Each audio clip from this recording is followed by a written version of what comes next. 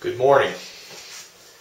Today I'm going to run a transfer mold that makes ignition wire boots that go on the end of spark plug wires, and it also makes a little vacuum plug to seal primer ports and vacuum fittings and things like that. The press comes on automatically with a timer I set on the controls, so about an hour and a half or so before I got up, this thing turned on and the press is now hot. If you ever wonder about temperature, you can use one of these things to, check the temperature of the platens to make sure you're 300 or 320 degrees or thereabouts. The aluminum mold will be the same temperature as the platens. It transfers the heat very fast. At any rate, it looks like we're ready to go today, so I'm going to show you how I start out running one of these molds. And the first step, of course, is this switch has been on off. So even though the timer turned on, because this is on off, the press stays up. The press can't move if there's no current to any of the solenoids on the press. So what I do is I run the press up until it just lightly hits the top platen and then turn this switch off, which stops the press from moving. I call that a safe switch. It won't move when that thing's off. It won't go up and it won't go down. The timer doesn't work. Nothing does down here. But these switches up here that turn on my heaters for the platen, I turn them on. And by leaving those on at night, when the timer turns on, it's just a cheap house wall timer. It turns on 120 volt power supply, which is basically the same as unplugging the press from the wall and plugging it back in again. But that will allow the current to actuate the heaters, so the heaters will turn on at the time I set. So they've been heating for about an hour and a half. And I don't let it run really 2 hours. You don't need to let it run that long to heat up, because aluminum mold heats very quickly. You're heating the platens on the press. These pieces of steel here are what's being heated, so that's plenty of time to heat up a little mold like that. And the aluminum conducts the heat so fast that the mold's ready to run whenever these platens get to the right temperature. And you know that when these lights go out. When you see the upper ones turned off. They turn on and off as they're running, but when you see them both on and they're not going on and off, that means it's not up to temperature yet. It's heating all the time. Then once it starts cycling and kind of turning on and off, it's trying to maintain the temperature of the platen on the press. So in order to run the mold, the first step is to just turn this safe switch on. And you'll notice there's a solenoid that opens down there, which I call the dump valve. It's releasing the hydraulic oil from the cylinder, and the cylinder, the piston's going down in the cylinder, and it's allowing this bolster to open the press. And then to get the mold out, we use something we call hot mill gloves. They're very inexpensive, but you need them to be able to grab the molds because they're hot. So pull it out like that. Now, to show you this mold first, I'll open this up. This is what they call a transfer mold.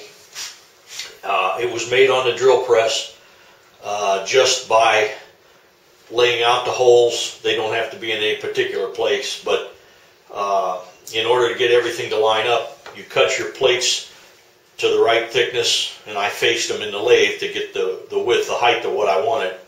Then all the plates are bolted together with a small little tiny bolt to hold them. And then after they're bolted together, the holes were drilled in there on the drill press. Just a pilot hole goes through. And then in each plate, those holes were opened up. Like for instance, here they were opened up for the size of the part we're going to make. And then maybe a countersink was used to put this in there, the little tapered angle. And other holes were opened up bigger. Just to show you this here. These were just opened up to a larger hole there. All done on the drill press. But first the pilot holes are put in, and then pins are drilled. All your locating pins, you put them in and ream the holes while it's bolted together. And they were laid out in a manner. The first thing I determined was what size the pot I want. This is what they call the pot, which is the place where you're going to put the rubber in there. And you can see the little counterbore here where you can see I had a bolt in there that was screwing all these plates together. After everything's created and the pins are put in and everything, then you can get rid of the bolts. You don't need those anymore. That's just something that was used to temporarily put them all together and hold them together. Usually just 2 bolts I probably put in this one to hold it together while I'm drilling the holes. So all the holes are in line dead nuts, all the pins are in line dead nuts. And this is the core pins. These were turned on the lathe. They were put in with little tiny screws here to hold them in. That's what forms the inside of the part. And anyways, that's about all you need to know about mold building. And unless you're going to get into making the molds, you probably don't need to know that anyways. I'm just telling you that that's the way it was constructed. The other thing is when you make a mold, you have to have an offset corner. You have to have it so it only goes together one way. There's different ways of doing that. Sometimes I just randomly put the locating pins in so that they're off. So if you turn it the wrong way, there's no way anything will line up. The other way to do it is by making one pin a little bigger than the others, so it won't fit down on there all the way, because one pin's a bigger diameter. So this probably has both things on there. These are probably random pins in here, and this one is definitely larger in diameter. You'll notice there's marked where it says up. This side of the plate is up. That helped me when I was constructing this thing also, but you want to make sure that's up. I always keep that down here in this corner, and that faces up. When I go to put this one on, all you have to do is rotate it around, and you'll see here where it says, it's hard to see with the light, but that says up on there. This is plate number 2, so that would go on like that, and that'll line up on those pins. You don't need to have the pins fit too tight. In fact, if a mold fits too tight, it makes it very hard to run. And usually a mold will run better. The more beat up it gets, the longer you run it, the better it runs. So you don't want them fitting too tight. That's usually a new mold gives you a lot more trouble than an old mold that's been run for a while. This mold's probably been run for, I don't know, maybe 8 years or so. I've had this thing. Some people ask me about cleaning the mold and stuff. That usually isn't necessary if you use a good release agent. I spray them with release agent at the end of the day when I get done running parts. Here, this next plate is plate number 3. You see it says up on there, so we'll put that over. This is the only corner that has this hole big enough to fit on that pin. So that runs down over there. And this is going to make several different parts. It started out making these ignition boots, and then I added other cavities in between that are making those little vacuum port plugs, because I guess some of the ones that are sold, they're made in China, the rubber isn't too good, and people wanted a good high quality vacuum plug, and one that wasn't too big. I think the Rotax ones are kind of big and bulky, and when you get the 2 carburetors close together, they're a little hard to get wires and things through there, so it just takes up a little less room. So I just made a simple mold for that, and you can see I drilled little tiny holes in here that'll make the end of that vacuum plug. Those are what they call sprue holes, and the rubber squeezes through those little holes, and you see there's a taper here, so that in the pot here, after we put the rubber in here and the rubber goes into the mold and the rubber cures, when we take it out, we're going to get something out of here we call the pad. And the pad will be the leftover rubber that didn't go into the mold.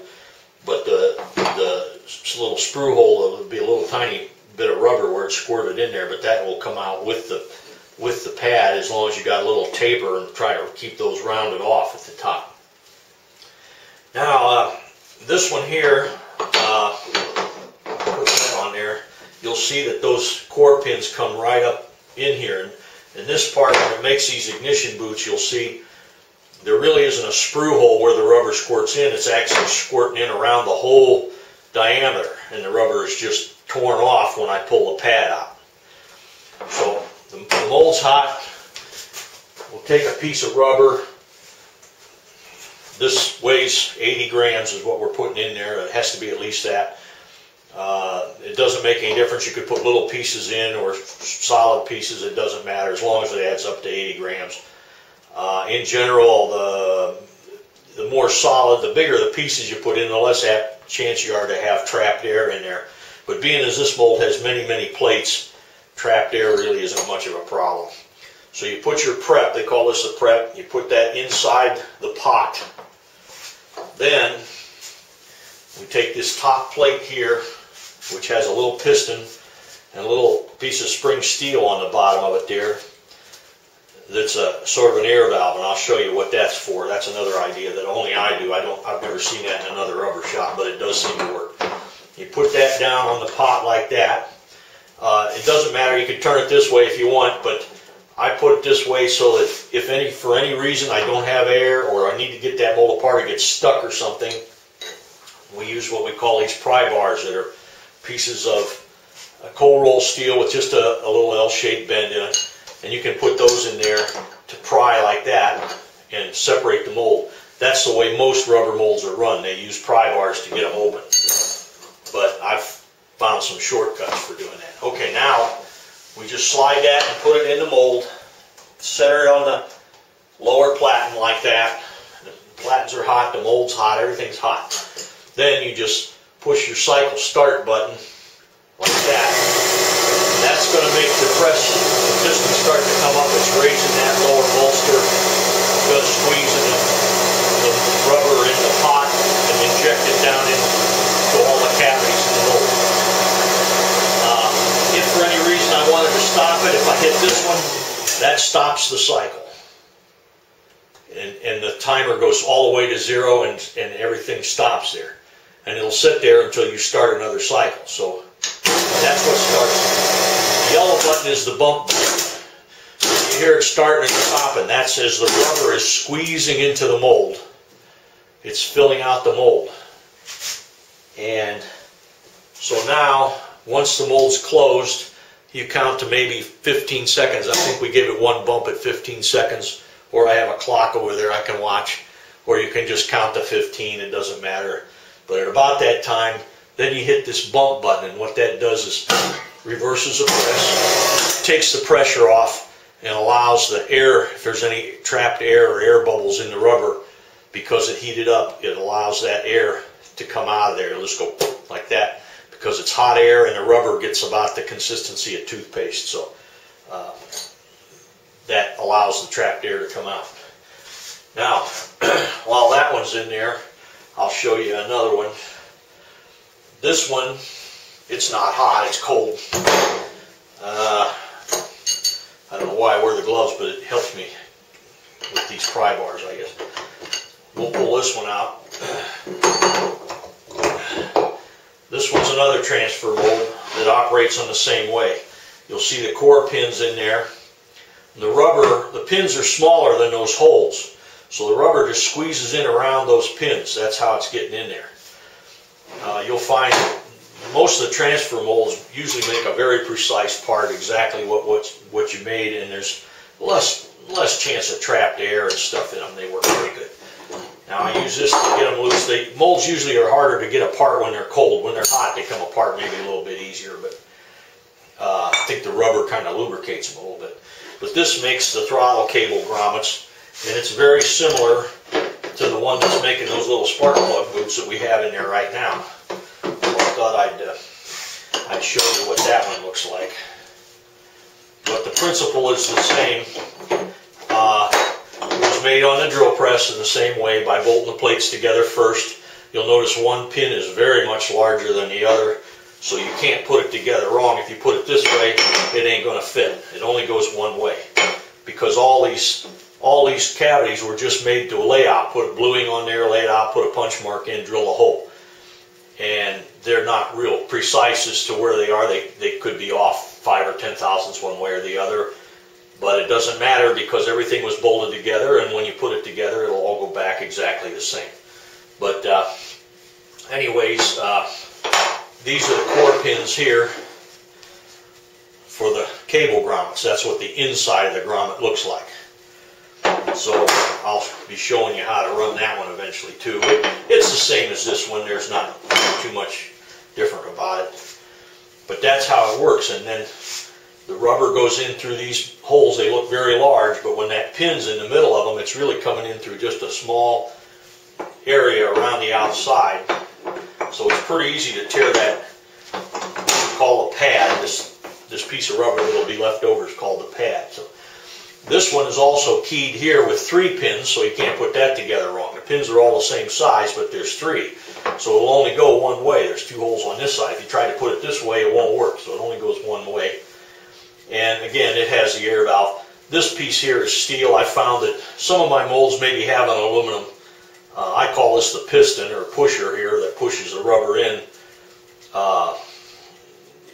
I have some that are made out of aluminum, but that's not a real good way to do it, especially if you're going to run it a lot, because it can get kind of galled up because you have similar materials. You got aluminum running on aluminum, and that's never good. You always want to have dissimilar materials rubbing against each other.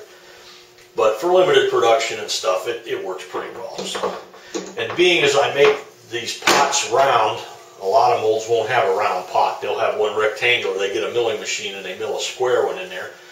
But I find round to be much better because I can control the size of it very closely on the lathe. So my fit is real good on that piston, and the better you get that to fit, the less rubber you have squeezing out of there coming out the sides when you drive that rubber in there. So, okay, now we have our timer set for 14 minutes, and it's going to be another 10 minutes before it opens. So when it opens up, I'll show you how I get those parts out of there. Oop. All right. Okay, the press is popped open. Slowly it goes down. Now we're ready to take these parts out. They've been in there for 14 minutes. And we should have some good parts. Sometimes the first run of the day, maybe you won't get a good part. There might be something in there that ain't quite right, but we're going to look to see. Now, you can open this with pry bars. There's places where I milled clearance here to put a little slot, you see, to help you open it up by just prying it open. But that little spring washer you see in there, I blow air in here. And you would think that that's not going to work because there's rubber up against that spring washer. But by blowing air in there, you can open this mold up. So what I do is I take the air hose, put that over where it's marked air on there through that hole, and I just blow on here like this. And there you go. Out it comes, no prying whatsoever. Now you see, this is the pad that's in there, and you see a little bit of rubber comes out around there. That's why I like making these round, because I get the absolute minimum leakage and waste of rubber out around this edge. And in order to get the pad out of there, I can pull it like that and rip it off. Or I can, in this particular mold, I think I could just put the pry bars in like this, and then I just pry on it. You'll hear it pop and lift. And once that happens, it's torn that rubber. This is what the pad looks like. Where the rubber squeezed in, it just tore that off and broke that off, you see. Now that's no good. This can't be used again. It's just like baking cookies. Once it's cooked, you can't turn it into batter again. That's it. So it's just throw it away. The mold itself, you can see the little screw holes in there. This is what it looks like. Makes it, like I say, a pretty precise part doing them that way, because you don't get quite so much flash because the mold is actually closed tight with pressure when the rubber's being forced in there. A little trick you can use that I found out, there's a couple different, you can use these little wire brushes like this. I also have a brush like this, which is just a regular like fiber brush. To remove the flash, it can make the part look a little nicer, and you don't have to sit there pulling it off with your fingers, but you can rub it like that, or like you can see the pieces of rubber come off there before you take the parts out of there, because it's kind of being held in the mold. Now I use this brass one, and that's a little more. It'll take a pretty thick flash off if you use that. You see, you can go around. You still may have to pull off some flash, but there's ways that you can send them out and have somebody use a wheel brake machine, which will. There's one popped out of the cabinet, but that's one of those little vacuum plugs. That over here. But anyways, there's ways that you can have them commercially defaced. But it costs money. I'm usually at the minimum charge. It usually costs me $50 a load or something like that. And you know, they might do 1 million of them, but I don't want to mold 1 million parts. I would take over, you know, just a small box like that. But it's going to cost $50 whether I got, you know, 20 heats in there or 50 heats. You call a heat being one opening of the mold. That's a heat, what they call a heat. And anyways, that's just a little tip that helps. You can also just rub it with your gloves sometimes, and that'll take off the flash just by rubbing it. So, but of course it wears out your gloves.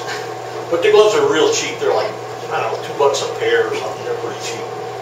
So they fall there. Okay, now we're going to open this next plate here. And I usually set the plates down kind of in order where it says up here. If you put them the same way, where it says up there, when you go to put this together, it'd be easy for you. You won't have much problem with that. Now here again, there's another, where every place a plate separates, there's flash in there. You can rub it with this, which, you know, it gets rid of some of those rings. The rings are caused by what they call a rind cavity. That's just something that makes the flash pull off more even. And you can, that helps some too. But usually just rubbing them with your fingers, you can get that flash off pretty easy. It's not a big problem. I'm not trying to make parts for NASA here, so I'm not too worried about that. Okay, fry that up. That, whenever you get the mold, blow it off. You don't have any little snibbles of rubber in there. That's real important. And it's very important to take care of these parts. Don't drop them on the floor or bang them up, because the mold is what's making you your money. It'll make you money for years and years, as long as you take care of it. Now, you can see what the parts look like there. I guess the camera can see that. But they come out of there. Some of them got a little flash on it where some rubber leaked through there. I probably could make this mold a little better, maybe by lapping the plates and get them really flat. My lathe is very old and it's not cutting things very flat. But now you wonder, well, how do we get these things off the mandrel? Well, you can pull them off like that, but it's hard to do when you got gloves on, you see. But you can get it off that way. But the best way I found is take your air hose,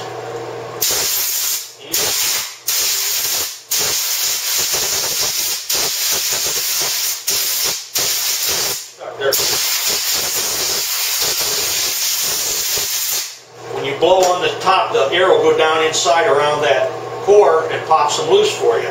Then you can just pull them off there, put them in your hand. It makes 8 of them. Is it 8 or 12? 12 at a time it's making. So it makes a dozen of these little spark plug boots. You know. So that's how that's. Then you make sure everything's clean. Wash everything before you put it back together. You don't want any snibbles of rubber in there. That'll make a bad part if you do that. And then you just stack it back up again. We do have some other parts we got to get out of there. Let's see where it's say up there. There we go. Put that back down on there where it says up. You'll notice some of them I put a key on the outside. I found that to be pretty good because you can see that real easy. You just put the parts against the key. As I got to making molds, I figured better ways to do it. Now these, you see, there's little, those are the little vacuum plugs in there. There's different ways to get them out. I've used like needle nose pliers. You can get in there and pull them out like that, one at a time. But you want to be careful not to scratch the mold doing that. You want to keep it as nice as you can. The molds, I mean, some people, they'll take and clean a mold by blasting it with glass beads or something, but you know, you want to turn the pressure way down. One thing about aluminum is it doesn't seem to get dirty very easy, and the rubber just naturally don't want to stick to it. And the other way you can get those out is you put a plate like this over a cardboard box. I don't have one in here right now. Put it over a cardboard box. You take the air hose like this, and they'll go, and they'll just blow out into the cardboard box. The box will catch them for you. That's another way to eject the parts out of a plate like that.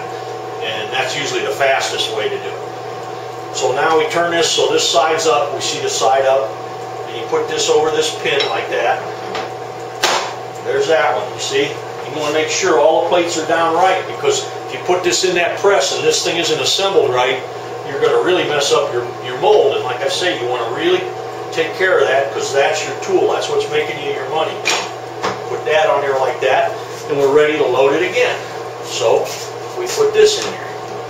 That's another one, what we call a prep. And this is going to make another heat. So what we just made was one heat, and now we're going to make another one. You slide that in the press, put it in the center. If you want to, you can even put chalk marks or something on there to help you get that centered real good. And you start another cycle.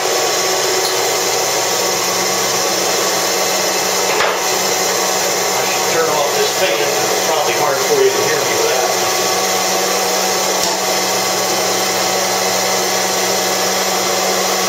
Anyways, that's going to start pushing the rubber. It'll stop for a second, and then the rubber starts getting hot. And then just like a hot knife, it starts flowing into mold. And as it flows in, the press will run again to move up a little bit. And then more rubber goes in, and then it moves up again. And it just, until it fills out that whole mold. After it quits going in, after the press stops running anymore, then you wait about 15 seconds or so, or you can count to 15, and I give it one bump, just because sometimes you could get a little bit of trapped air in there. But like I say, I'm not trying to make parts for NASA here. I don't think they got to be that perfect. But so we just push that. That reverses the press. That's what they call a bump. These lights indicate whether the press is trying to go up or go down. So when I bump it, you see this other light will come on. See? That shows you it's reversed and take the pressure off. And that's all there is to the press. Eventually I'll make a video to show you a little bit about this and how the timer comes out of there. You can change these timers, because you may get a big part sometimes. Say you get a job you want to run for other people, because you can contract this press. You can take the press and get other jobs in to run, maybe great big ones, something tall that's made to take bigger work. And then you might want to cure something maybe for an hour. Maybe it takes a real long time to cure in there. And then you would get a different timer. This is a 30-minute timer. I can go anywhere from 0 all the way around here to 30 minutes.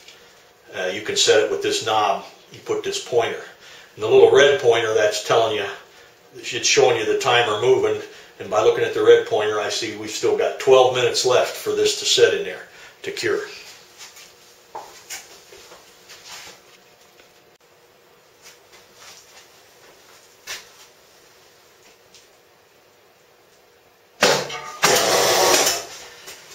Okay, I thought I'd make a little note here about flash. These parts, as they come out of the mold, have a little bit of flash. You'll notice that the mold's maybe 320 degrees or something like that, or 350, but you can handle the parts because rubber doesn't transfer heat quickly. Now, if that was made out of a piece of aluminum and you touched it like that, you'd burn your hand instantly. But because it's rubber, you can handle it. It just feels kind of warm. And what I do is just by hand, I pull off some of this flash that comes out of there. I don't, because these are just spark plug little boot things on the wires, I don't try to make them perfect. The main thing is that people buy them because this rubber will hold up, and the original ones just rot all the pot in the sunlight and ozone. The material that they're made out of isn't good, and the material that I'm using stands up to sunlight, ozone, oil, gasoline, that sort of thing. So if they spray a little silicone spray on their spark plug wire and scooch this up on there, they'll find this is a much better little boot than the one that was on there originally. And it's made for the size wire that's used on a Rotax engine, and I think a lot of motorcycles too could probably use this, but those guys haven't really caught on to what these are either. But that's all right. I don't have enough production for a lot of them. This business about getting the flash off is just something I do by hand. It's something you can do while the next heat's running. It's heating up and curing in there. It gives me something to do. And the reason I'm putting them on this tray is for post-cure. I'm only curing these 14 minutes, but I put them out in a oven outside and cure them at about 280 degrees, between 250 and 280 degrees. And I let them sit in there for 2 hours to make sure that the rubber is fully cured. But that's just to gain all the qualities of the rubber and so forth. You know, the strength and the chemical resistance and everything's supposed to be better if they're fully cured.